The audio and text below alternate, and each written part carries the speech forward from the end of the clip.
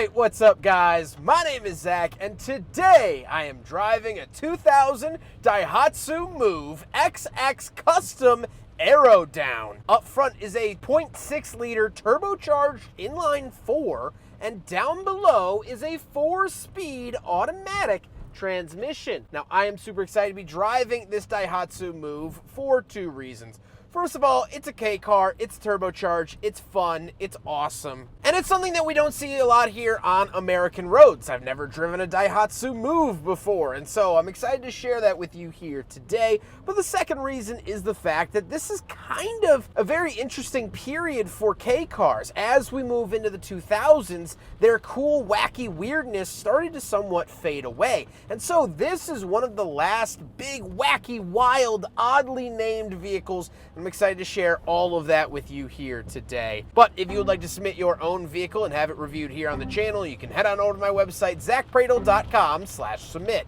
It's a quick and easy submission form. It takes under a minute to fill out, and I come out to you. And if you'd like to see all my videos weeks or sometimes months in advance, you can head on over to my Patreon for only $5 a month. But let's get back to that 4-cylinder turbo under the hood. Well, there's a reason I keep emphasizing that. Most K cars have 3-cylinder engines because they're restricted to 660 cc's. That's not a whole lot of engine displacement to play with, and so they oftentimes chop that up into 220 cc per cylinder. Made a lot of sense. Well, Daihatsu said no, we're gonna do a 4-cylinder, and you know what else we're gonna do? A turbocharger, which actually makes this pretty fun to drive, and it's a really zippy car. It's small, it makes under 100 horsepower, but it's still zippy and fun. However, killing that fun a little bit is the automatic transmission. It is very hard to find automatic transmissions in K cars, but this one has it, and we'll talk about why a little bit later on, but it's not a super fun transmission. It doesn't really let the engine rev all that much, so I would opt for the manual if I were buying my own. Last but not least, the Daihatsu Move is front-wheel drive. So how does it feel to drive the Daihatsu Move? It actually drives pretty normal. It doesn't feel as small as it actually is. This feels like a normal car. Sorry, I got mixed up with Pinocchio for a second. It drives normally. Now, you are on the right side of the car, so to an American, this is a little bit tricky to get used to, but once you are, it's an automatic, it's a 4-cylinder turbo. I mean, this might as well be a Chevy Cruze with that type of setup. I mean, it's really not that involved, which is nice. K cars usually come with several different asterisks of, oh, you gotta drive it like this, you gotta drive it like that, be careful of this, be careful of that. This is actually pretty straightforward, and I like that a lot. With that stuff out of the way, let's talk about the interior, because this is where you really wanna be in the Daihatsu Move. Well, in front of me, I have 4 gauges. Off to the left is my coolant temperature and fuel. In the center is the speedometer, and off to the right is the tachometer. On the steering wheel, we don't get anything but some little horn buttons, and we do get an airbag. This actually has dual airbags here on the steering wheel as well as in front of the passenger. So we do have a climate vent, we have our rear wiper, power mirrors, rear defrost, and our fog lights. And moving on to the door, we do have a built-in cup holder, so we will do a big friggin' bottle test here in the Daihatsu Move. It fails, but very cool that it has one nevertheless. Then we do get power windows, another oddity for K cars. Normally they're small and were meant to be cheap and conserve weight and size, but this still gets power windows. So a modern creature comfort found here 25 years ago. Moving into the center, you get this little cubby space up at the top. Now, in the original Daihatsu Move catalog, you could buy a bunch of different things that they would factory install for you in this slot. A secondary radio, things like that. This one doesn't have it, but that was an option. Down below, we have 2 climate vents. We have our climate controls, very simple here. And then we have our double DIN radio. This is the factory radio for the Daihatsu Move. Very, very cool to see that. Very late 90s, very Japanese. And I just giggle to myself every time I look at it. I think it's so cute. And again, like, you would think that they got this out of a catalog, but no, you could option this on your Daihatsu Move from the factory. Then we do have an ashtray and cigarette lighter, some more storage down below. And then we don't get a center console because we get a bench seat. Now, the Daihatsu Move was marketed as a lifestyle vehicle. And so, almost word for word in the catalog, it said that the Daihatsu Move is for lovers and had a picture of a couple snuggling in the front seat. These seats also fold flat to form a bed, and that is why these shifters on the column. The shifters on the column, the cup holders on the door, and the parking brake is a foot pedal because they wanted to give you as much living space inside the Move as they possibly could. And so they did the bench seat, and everything else is out of the way. Very, very cool to see that. However, speaking of seats, we do have back seats, so let's go do a back seat review. I apologize in advance for the crazy, terrible hair. I've been filming in the rain all day.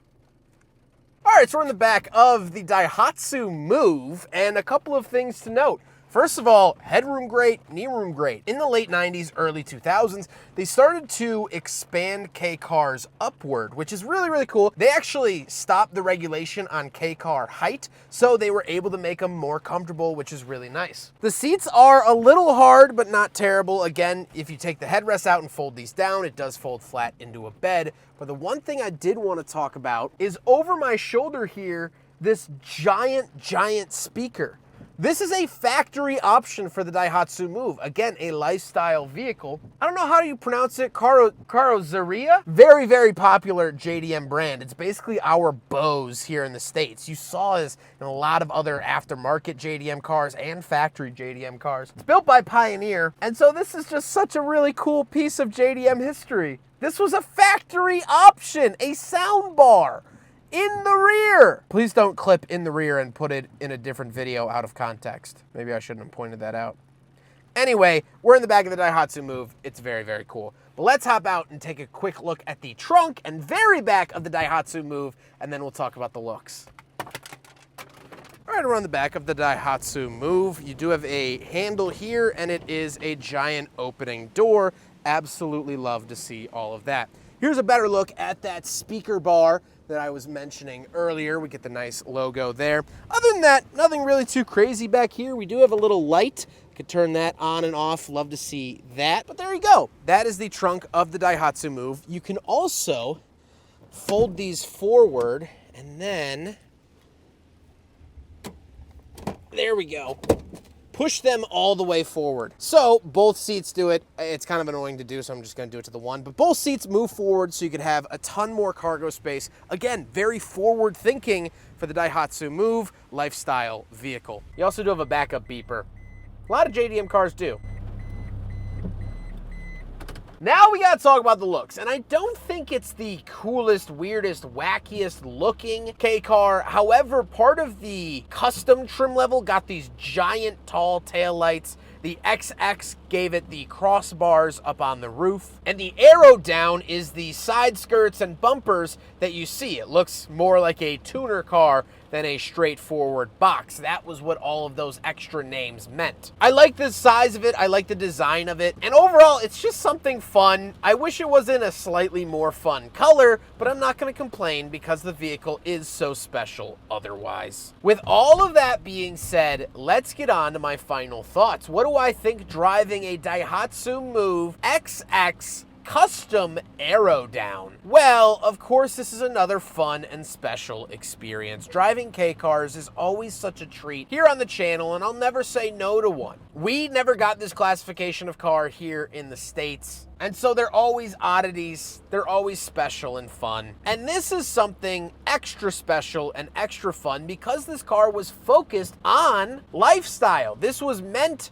for driving, sure, but it was almost more meant for parking. And I love cars like that. You could tell that the designers had that in mind when moving the cup holders out of the way and the bench seats and the way it looks, the way it feels, how utilitarian it can be or how comfortable it can be. And so throughout the 90s, we saw a lot of these K cars start to become fun, weird, and interesting. But as Japan moved into the 2000s, that started to somewhat fade away. There was less and less cool colors offered. There was less weird trim levels. You want to hear a weird trim level? You could get a Daihatsu Move Hello Kitty edition that had Hello Kitty embroidered on the seats, Hello Kitty on the gauge cluster, and Hello Kitty keys.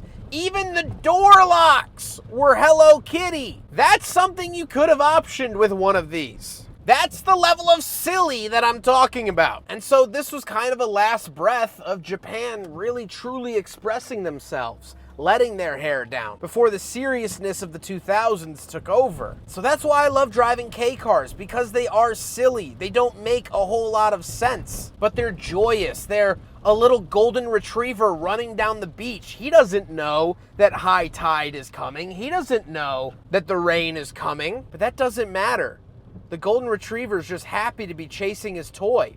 That's what these cars feel like. They feel like they're just chasing a little toy down the beach without a care in the world. And the Daihatsu Move was specifically designed to have the least amounts of cares in the world. And Daihatsu did a very good job. This is basically a shrunken down, more highly focused Scion XB. And the XB was debuting at the same time in Japan as the Toyota BB. So I love it. If I could stick this thing in my pocket and take it home, I absolutely would. But unfortunately, here in the States, that's called Grand Theft Auto, and I could go to jail for it.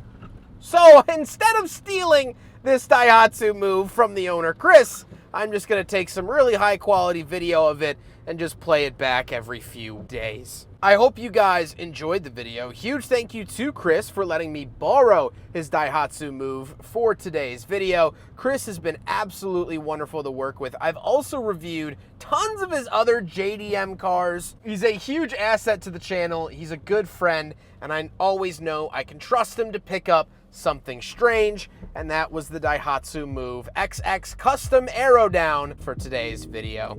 But I hope you guys enjoyed the video. Don't forget to rate the video, comment on the video, and subscribe if you really liked it. Take care, guys.